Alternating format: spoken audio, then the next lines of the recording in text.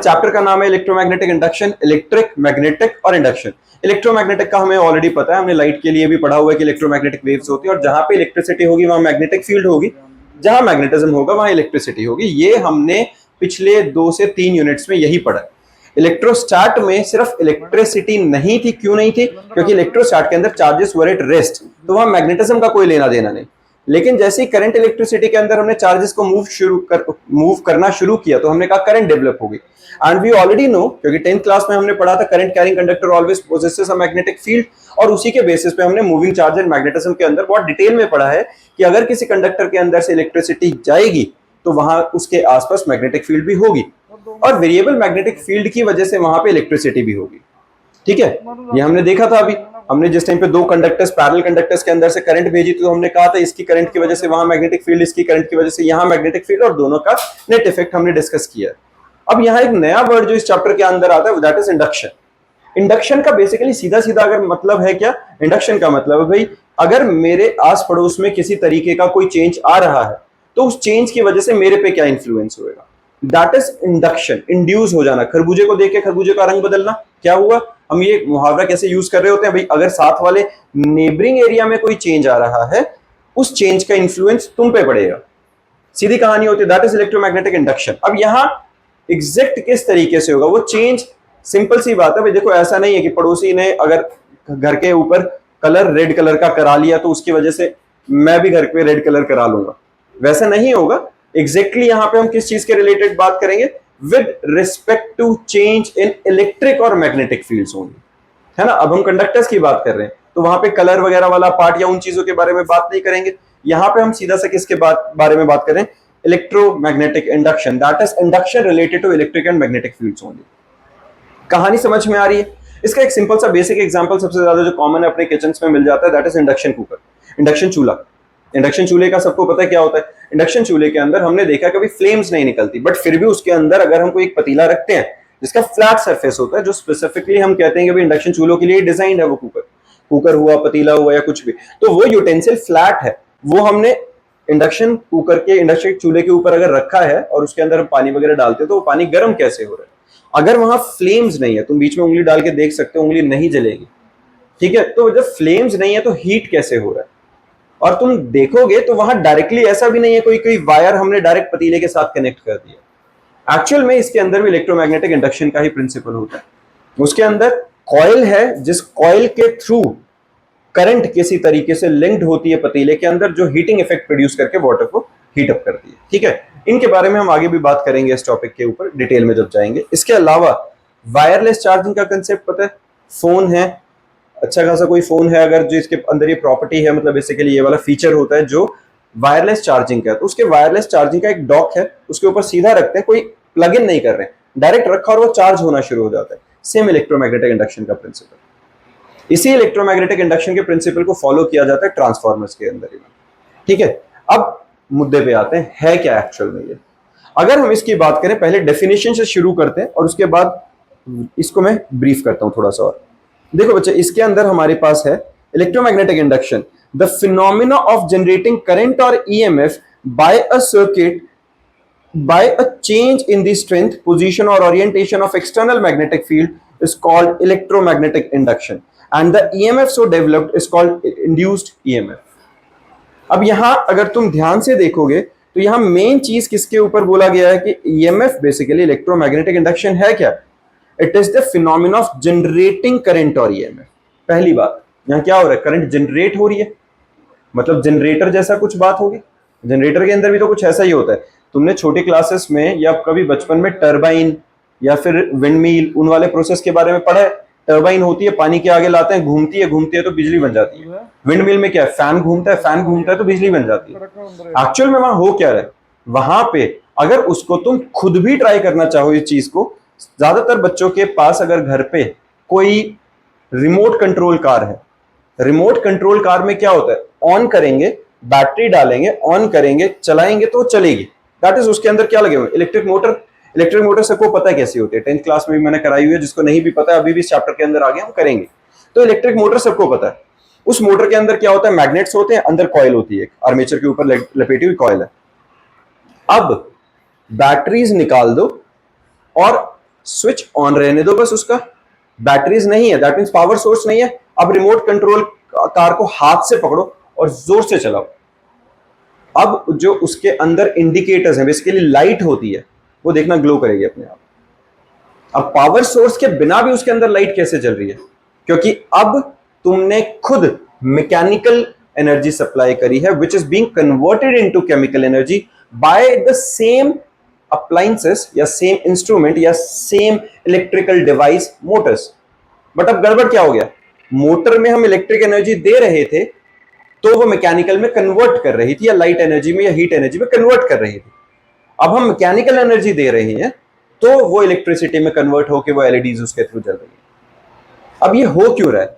यहां पर अगर तुम इस डेफिनेशन के अंदर देखोगे तो सीधा it is the phenomena of generating current और ईएमएफ। हम यहां करंट दे नहीं रहे हैं, हम करंट जनरेट कर रहे हैं। वो अलग बात है, देंगे तो साथ वाले को देंगे, डायरेक्ट किसी कॉइल को सप्लाई नहीं कर रहा हूं मैं। किस तरीके से जनरेट कर रहे हैं? By changing the strength, position और orientation of external magnetic field. मैं किसी भी तरीके से जो एक्सटर्नल मैग्नेटिक फील्ड है उसमें चेंज लाऊंगा, और उसमें चेंज लाने की वजह से मेरे जो मेन कॉइल है उसके अंदर ईएमएफ जनरेट हो जाएगी। इसका अगर हम सबसे पहले बहुत सिंपल से एक एक्सपेरिमेंट देखें। सबको सोलेनॉइड्स पता है बच्चे क्या होते हैं? सोलेनॉइड पता ही ये है। सोलेनॉइड होता क्या है? सोलेनॉइड के अंदर नंबर ऑफ टर्न्स बहुत ज्यादा। ये इंसुलेटेड कॉपर वायर है। ये दिखने में ऐसा लगता है जैसे इंसुलेशन उतारी हुई होती है, अंदर कॉपर का कलर हमें लगता है इस टाइप का, ऐसा नहीं है। ये इंसुलेटेड कॉपर वायर्स होते हैं, मतलब पतले पतले से तार है लेकिन उनके ऊपर इंसुलेशन लगी हुई है, और उनको हमने इसके ऊपर प्रॉपर्ली बाइंड कर दिया। अब इंसुलेटेड कॉपर वायर्स को जब मैंने इसके ऊपर लपेट दिया, और इसका जो रेडियस है उसके कंपैरेटिवली इसकी लेंथ बहुत ज्यादा है, तो इसको हम क्या कहते हैं? सोलेनॉइड। और यहीं अगर मैं कुछ ऐसा करूं कि अब ये दिख रहा है तुम्हें, इसमें मैं क्या कर रहा हूं बच्चे? ये सेम वही कॉइल है, लपेटी हुई है, लेकिन इसका रेडियस के कंपैरेटिवली इसकी लेंथ बहुत कम है, तो ये कॉइल कहलाएगी।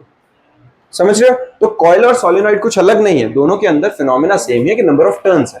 अगर टर्न्स इतने ज्यादा हो जाए कि वो लेंथ सिलेंडर की बहुत ज्यादा बड़ी हो जाए तो हम इसको सोलेनॉइड कह देंगे, अदरवाइज वो कॉइल कहलाएगी। अब मैंने क्या किया है, यहां पर मेरे पास एक सोलेनॉइड है। मैंने इसका कैमरा ऑन करके दिखा रहा हूं तुम्हें सामने, जिसको सामने आके देखना है बच्चे देखते रहना पैरेलली। ये देखो, ये मेरे पास क्या है बच्चा? ये सिंपल सा सोलेनॉइड है। दिख रहा है? ये वायर दिख रहे हैं तुम्हें? सबको पता चल रहा है वायर्स का? एक्चुअल में इसके अंदर जो वायर्स हैं हमारे पास, इसके ऊपर मैंने व्हाइट टेप क्यों लगाई है? क्योंकि उस बहुत पतले से तार है, बहुत पतले पतले, बहुत थिन है और डेलिकेट बहुत है। अगर उसके ऊपर स्ट्रेच वगैरह होगा तो टूट जाएगा। मैंने उसके साथ इन वायर्स को, उन दोनों टर्मिनल्स को, बेसिकली एक वायर है तो उसके दो टर्मिनल्स होंगे, एक जहां से शुरू हुआ है लपेटना और एक जहां से एंड हुआ है, उन दोनों टर्मिनल्स को अलग रेड और व्हाइट वाले वायर के साथ कनेक्ट कर दिया, और लास्ट में इसके मैंने क्या लगा दिया? ये एलईडी। समझ रहे हो ये वाली बात? कुछ खास कोई रॉकेट साइंस नहीं, बहुत सीधा काम है। एक तार है उसको लपेटा हुआ है, और एक एंड और दूसरे एंड को मैंने क्या किया? अलग से एलईडी के साथ कनेक्ट कर दिया। डन है, कोई दिक्कत नहीं। अब मैं अगर तुमसे ये कहूं कि मैं इसके अंदर, सिर्फ इसी के अंदर किसी तरीके से इस एलईडी को ग्लो करके दिखाऊंगा, अब एलईडी कैसे चलेगी इसकी? मेरे पास ये एलईडी है। एलईडी किससे कनेक्टेड है? कॉइल से। अब फिनोमिना क्या कहता है? whenever there is a change in strength, ये मेरे पास क्या? मैग्नेट। अगर मैं इसके पास ला रहा हूं तो ये देखो, ये क्या है बच्चा? मैग्नेट है।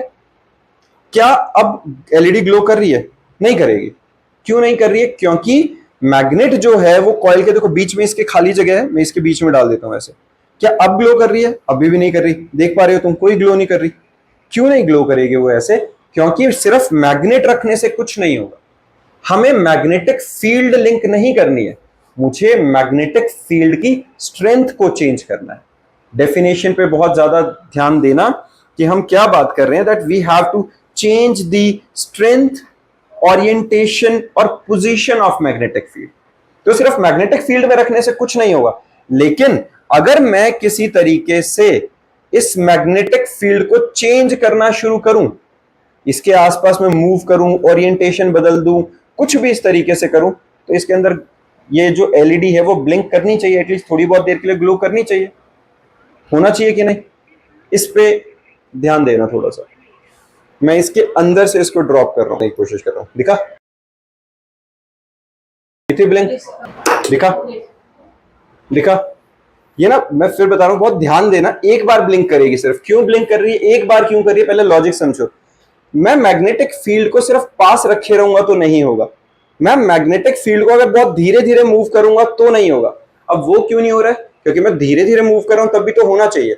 लेकिन ईएमएफ जो इंड्यूस होता है, it is directly proportional to rate of change of magnetic flux linked with the coil.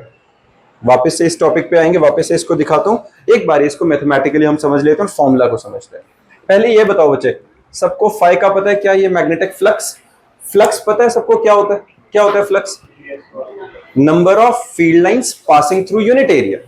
Magnetic flux है तो number of magnetic field lines passing through unit area. अब यहां पर अगर मैं इस मैग्नेट को इसके ऊपर पकड़ के खड़ा हूं यहां पे, तो number of field lines passing through unit area fix है, और अगर मैं इसको इसके अंदर से छोड़ देता हूं तो क्या हो रहा है, फ्लक्स चेंज हो रहा है। अगर वो फ्लक्स चेंज हो रहा है तो हमारे पास ईएमएफ इंड्यूस होगा। तो जो इंड्यूस्ड ईएमएफ होता है, it is directly proportional to rate of change of flux. It is directly proportional to rate of change of flux. ये बात समझ में आई है? और अपने को फाई का ऑलरेडी सबको फॉर्मूला पता है ना बच्चा, बी डॉट ए, या हम क्या लिखते हैं, बी ए कॉस थीटा, है ना, where theta is the angle between magnetic field and area. पता है ये सबको? अब यहां पर जो हमारे पास ईएमएफ इंड्यूस होगी, उसका एक बार इस डायग्राम को देखना। इसी चीज को मैं तुम्हें प्रैक्टिकली कराने की कोशिश कर रहा हूं। ये हमारे पास एक सोलेनॉइड है या कॉइल कहो इसे, ये हमारे पास क्या एक मैग्नेट है।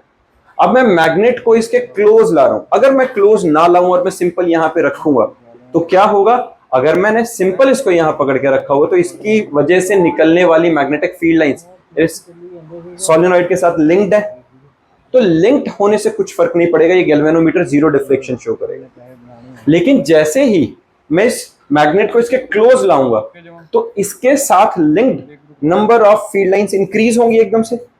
उस इंक्रीज के ऑपोजिट डायरेक्शन में ये अपने अंदर खुद एक करंट डेवलप कर लेगा, और वो करंट जो उसकी डायरेक्शन के बारे में अभी हम बात करने वाले कि किधर को डेवलप होगी।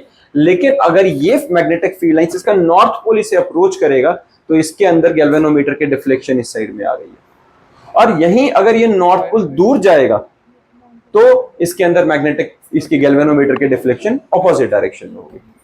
मतलब अगर यहां पर मैग्नेटिक फील्ड फिक्स रहेगी तो कोई फर्क नहीं पड़ेगा, लेकिन अगर मैं कॉन्टिन्यूअसली इसको चेंज करता रहूंगा और जितना तेजी से चेंज करूंगा उतना ज्यादा इसके अंदर ईएमएफ इंड्यूस होगा। कंसेप्ट समझ में आया?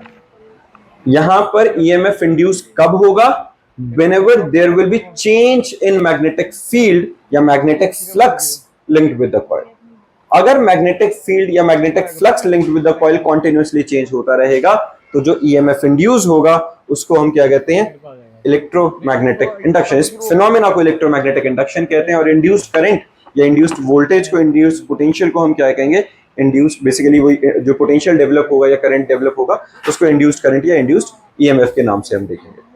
क्लियर है? ये बात समझ में आई है सबको कि हम कर क्या रहे हैं? हमारा एक कंसेंट, ये सबको देख लिया था एक बार तो सबको दिख ही गया था। जिस टाइम पे जिसको करके देखना वो बाद में अपने आप करते रहना कि जितनी बार मैं गिराऊंगा ये यहां से क्या हो रहा है, जब हम गिरा रहे हैं तो ये ब्लिंक कर रहा है। वो वंस अ व्हाइल क्यों कर रहा है, क्योंकि ओरिएंटेशन का फर्क आ रहा है और वो थोड़ा बहुत इसके साथ जो टच होके जा रहा है। अगर ये तेजी से जा रहा है तो दिख रहा है, जितना मैं तेज डालूंगा ना, क्योंकि जितना तेज गिरेगा वो उतना rate of change of flux बहुत ज्यादा होगा। जितना rate of change of flux ज्यादा होगा उतना ईएमएफ इंड्यूस होता रहेगा। फिनोमेना समझ में आया?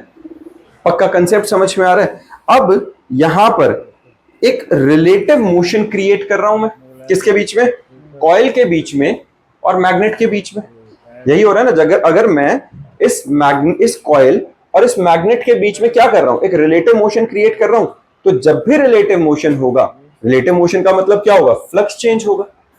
रिलेटिव मोशन का मतलब क्या हुआ, जितना फ्लक्स अदरवाइज लिंक्ड था, अगर मैं उसको हिलाता रहूंगा तो फ्लक्स कॉन्टिन्यूअसली चेंज होता रहेगा। तो whenever there is a relative motion between a conductor and a magnetic field linked with it, whenever there is a relative motion between the conductor and the magnetic field linked with the conductor, EMF will be induced। ठीक है? तो क्या होगा, रखे रखो, तो EMF induce होगा। ये बात समझ में आई है सबको? इसका एक और एक्सपेरिमेंट अगर मैं दिखाऊं तुम्हें, देखो मेरे पास क्या बचा, यहाँ पे कॉइल है, इस कॉइल के साथ चलो कैपेसिटर लगा रखा है, रेजिस्टर्स हैं, वो मेरा पार्ट है, उसके लिए तुम्हें इन चीजों के बारे में नहीं देखना, मेन है सिंपल है कॉइल है, इसके साथ एलईडीज कनेक्ट करी हुई, और मेरे पास यहाँ पर एक और चीज है, ये क्या है, एक ट्रांसफार्मर, ठीक है, ये दिख रहा है, ये ट्रांसफार्मर है, और इस ट्रांसफार्मर के साथ यहाँ पर एक और मैंने कॉइल कनेक्ट करी हुई है, काफी देर से ऑन थी, गर्म हो गई है बहुत ज्यादा, ठीक है। ये देखो, ये इसके साथ मैंने हीट सिंक लगाया हुआ है, फिर वो ये कि ये तुम्हारे काम की चीजें नहीं, मेन ट्रांसफार्मर का काम क्या है कि मैंने इसको डायरेक्टली मेन सप्लाई से लगाया था, और मेन सप्लाई के साथ अगर मैं लगाऊंगा तो ये बेचारा जल जाता। अभी लगातार मैंने स्टेप डाउन ट्रांसफार्मर लगाया हुआ है, फिर भी ये ओवर हीट होके ये पिघलना शुरू हो गया, मेरी जो टेप वगैरह थी या फेविकॉल लगाया हुआ ये मेल्ट डाउन हो गया, ठीक है। वरना अगर मैं अडेप्टर यूज करता तो फिर मेरे को इसकी जरूरत नहीं थी, क्योंकि अडेप्टर अपने आप में ट्रांसफार्मर का काम करता, वो 220 वोल्ट को 12 वोल्ट या जितनी इसकी रिक्वायरमेंट उतने पे लेके आ जाता, ठीक है। ये बात समझ में आई है? तो अब मैं करने क्या वाला हूं, मैं इसको, इस जो हमारी ये कॉइल है, इस सिस्टम को, इसको एक बार डायरेक्ट उसमें लगा रहा हूँ, ठीक है, ये समझ रहे हो, डायरेक्ट एसी सप्लाई में लगा रहा हूँ। तो इस एसी को, अब एसी का मतलब समझ में आता है किसी को क्या होता है? Alternating current. ऑल्टरनेटिंग करंट क्या होती है? Continuously sinusoidal wave, plus minus चलेगी, वो कॉन्टिन्यूसली अपनी डायरेक्शन चेंज करती रहेगी। अगर कोई करंट कॉन्टिन्यूसली अपनी डायरेक्शन चेंज करेगी तो वो क्या करेगी बच्चा, डायरेक्शन चेंज होने की वजह से वो उसके आसपास की मैग्नेटिक फील्ड को भी हर बार नॉर्थ साउथ स्विच करती रहेगी। तो अगर इसके साथ मैं ये दूसरे वाली कॉइल इसके नजदीक लाऊंगा तो इस कॉइल के साथ इससे प्रोड्यूस होने वाली, दूसरे कॉइल से प्रोड्यूस होने वाली मैग्नेटिक फील्ड जो लिंक होगी वो कॉन्टिन्यूसली चेंज होती रहेगी, और अगर वो कॉन्टिन्यूसली चेंज होती होगी तो फिर तो ये जलना चाहिए। ये बात समझ में आई है सबको? एक बारी करके देखते हैं, अभी पता चल जाएगा। ये देखो बच्चे, अगर ऐसे साइड में करना, ये देखो, छोड़ दो इसको, ये देखो बच्चे, ये इसके बीच में कोई डायरेक्ट कांटेक्ट नहीं है। इस एलईडी पे ध्यान देना, ये जो एलईडीज हैं, एक मिनट इसको घुमाना बच्चे, एलईडीज को उनकी तरफ, ये दिख रहा है, कोई डायरेक्ट कांटेक्ट नहीं है, पर मैं जैसे इसके क्लोज ला रहा हूं तो एलईडीज जल रही हैं कि नहीं? एलईडीज क्यों जल रही हैं? क्योंकि उसके अंदर से जो करंट आ रहा है उसके थ्रू प्रोड्यूस होने वाली मैग्नेटिक फील्ड कॉन्टिन्यूसली इसके साथ क्या हो रही है, चेंज हो रही है। इसी का एक और अगर मैं छोटा तरीका दिखाऊं, देखो यहाँ पे ये अभी जो मैंने तुम्हें वो देना बच्चा, एक मिनट लेके आना, ये देखो अभी जिसके थ्रू ये अपना जो सोलेनॉइड था जिसके थ्रू मैं बार बार मैग्नेट को मूव करने की कोशिश कर रहा था, अगर मैं इसके क्लोज लेके आता हूं, चला, ये देखो अब एलईडी जल जाएगी अपने आप, दिख रही है ना? हो क्या रहा है, इसके थ्रू लिंक्ड मैग्नेटिक फ्लक्स जो है, जब इसके थ्रू लिंक हो रहा है तो कॉन्टिन्यूसली चेंजिंग मैग्नेटिक फ्लक्स है और इसलिए वो जल रहा है। अगर यहाँ पे मैं डीसी लगाता तो डीसी ये काम नहीं कर पाएगा। डीसी का काम क्या होता है बच्चे? डीसी जो है हमारे पास वो डायरेक्ट करंट है। डायरेक्ट करंट का एक पार्ट क्या रहता है कि वो कभी भी फ्लक्चुएट नहीं करेगा। फ्लक्चुएट नहीं करेगा इसका मतलब क्या हुआ, वो हमेशा एक सिंगल यूनिडायरेक्शनल करंट है, तो उसका जो फ्लक्स है ना वो एक ही डायरेक्शन में प्रोड्यूस होगा। तो अगर एक ही डायरेक्शन में प्रोड्यूस होगा तो अनटिल और unless there is no relative motion, वो अपने आप फ्लक्स की फील्ड लाइंस, अपने आप उसकी ओरिएंटेशन स्ट्रेंथ किसी चीज में चेंज नहीं आएगा। तो इसीलिए ऑल्टरनेटिंग करंट ही हमारे पास इस एक्सपेरिमेंट में सक्सेसफुल था। या फिर मैं क्या कर सकता था कि मैं अगर किसी एक कॉइल के साथ ये बैटरी कनेक्ट कर देता और बैटरी कनेक्ट करके उस कॉइल के अंदर करंट देते और दूसरे सर्किट को कभी पास लाता, कभी दूर लाता, कभी पास लाता, कभी दूर लाता, मतलब क्या करता, रिलेटिव मोशन क्रिएट करता। तो अगर रिलेटिव मोशन क्रिएट होता तो वहां पे ईएमएफ इंड्यूस हो जाता। ये बात समझ में आई है? तो मेन कंसेप्ट समझ में आ गया। पूरे चैप्टर का निष्कर्ष यही था, whenever there is a relative motion between a conductor and the magnetic flux linked with the coil, an EMF is induced. Done है?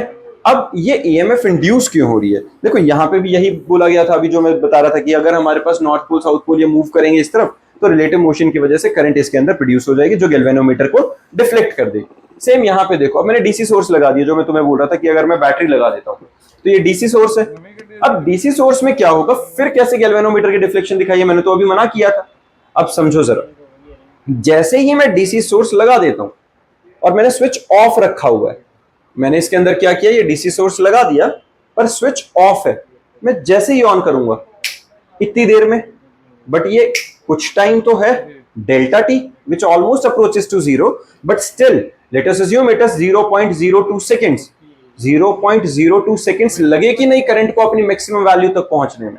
तो जब वो मिनिमम से जीरो से एकदम से मैक्सिमम पर बढ़ रही है, with that increase in magnitude, उसका मैग्नेटिक फील्ड, उसकी मैग्नेटिक फ्लक्स भी इंक्रीज होती जा रही है।